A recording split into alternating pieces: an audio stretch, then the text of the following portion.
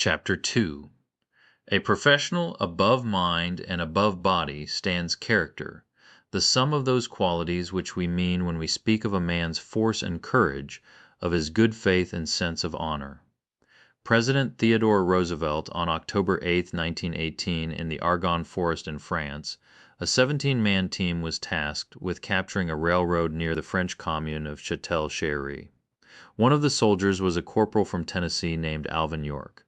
Corporal York grew up in poverty and had attended only 9 months of school, but was an excellent marksman after years of hunting game in the Appalachian Mountains.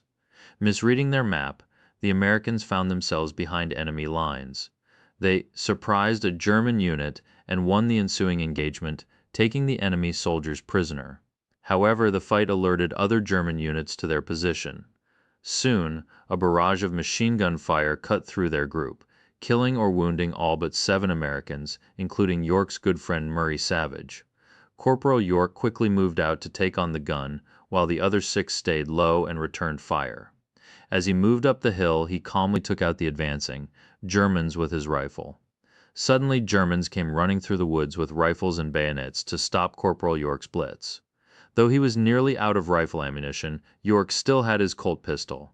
He laid down on the hillside, and like a turkey hunter in a Tennessee holler, took out the flock of German soldiers advancing on him from back to front so as not to spook the lead bird.